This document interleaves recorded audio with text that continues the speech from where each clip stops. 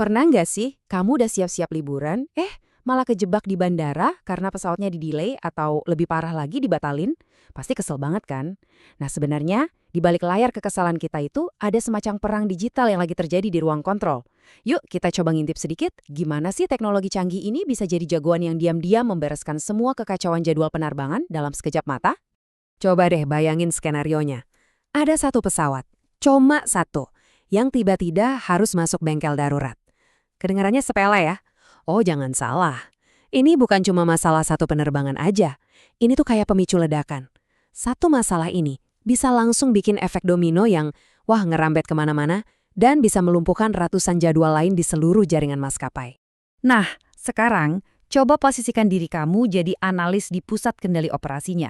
Di depan mata kamu, layar monitor itu isinya lampu merah semua, alarm di mana-mana. Waktu jalan terus, sementara di kepala kamu ada jutaan kemungkinan solusi. Pertanyaannya, gimana caranya kamu menyusun ulang puzzle raksasa yang super berantakan ini dalam hitungan menit? Ingat, satu keputusan salah, nasib ribuan penumpang dan kru taruhannya. Oke, jadi disinilah jantung dari semua operasi maskapai berdetak. Airline Operations Control Center, atau disingkat AOCC. Anggap aja ini ruang komando perangnya. Di sini, keputusan-keputusan yang nilainya bisa jutaan dolar itu diambil dalam hitungan detik. Tim di sini tuh harus juggling loh. Mereka harus mikirin biaya, mikirin penumpang biar nggak ngamuk, sambil tetap patuh sama setumpuk aturan penerbangan yang super ribet. Semuanya barengan. Jadi, efek dominonya tuh kayak gini nih. Satu pesawat butuh perbaikan darurat. Akibatnya, penerbangan itu jadi telat.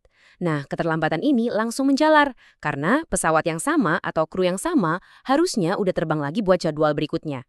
Ujung-ujungnya apa? Penerbangan terpaksa dibatalin, kru jadi terdampar di kota yang salah, penumpang udah pasti marah-marah, dan kerugian buat maskapai bisa sampai miliaran dolar. Kacau kan? Terus gimana dong IOCC ngatasin krisis kayak gini? Dulu, caranya itu manual banget, dan dikerjainya satu-satu, bertahap gitu. Tapi zaman udah berubah. Sekarang ada cara yang jauh lebih pintar yang pakai kekuatan optimisasi matematis. Coba deh, kita bandingin cara lama sama cara baru ini.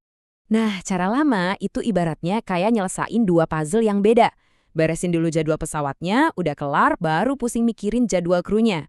Hasilnya, kita bisa lihat sendiri waktu krisis Southwest Airlines tahun 2022. Pendekatan kayak gitu gagal total, malah bikin kekacauan jadi makin parah. Beda banget sama pendekatan baru yang pakai solver.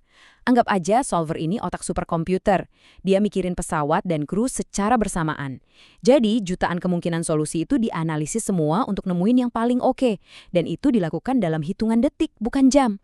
Intinya, ya seperti kata para ahli ini, masalah operasional maskapai modern tuh udah kompleks banget. Saking kompleksnya, otak manusia aja nggak cukup buat nanganin. Udah butuh alat canggih yang bisa ngebantu nimbang-nimbang pilihan sulit. Misalnya nih, mendingan kita tunda penerbangan A selama 3 jam, atau kita batalin aja penerbangan B yang penumpangnya lebih sedikit. Nah, alat ini bisa ngitung itu semua secara sistematis. Oke, pertanyaannya sekarang, gimana caranya komputer ini bisa ngeliat semua kekacauan tadi? Kok dia bisa paham? Nah, jawabannya ada di sebuah konsep keren yang namanya jaringan ruang waktu atau time space network. Anggap aja ini adalah martanya si solver yang bikin dia bisa memetakan seluruh operasi maskapai. Gini deh, bayangin aja time space network atau TSN ini kayak Google Maps tapi versi dewa, khusus buat maskapai. Kenapa? Karena petanya ini nggak cuma nunjukin lokasi bandara alias ruang, tapi juga nambahin satu dimensi lagi, waktu. Jadi setiap titik di jaringan ini itu artinya adalah di bandara A pada jam sekian.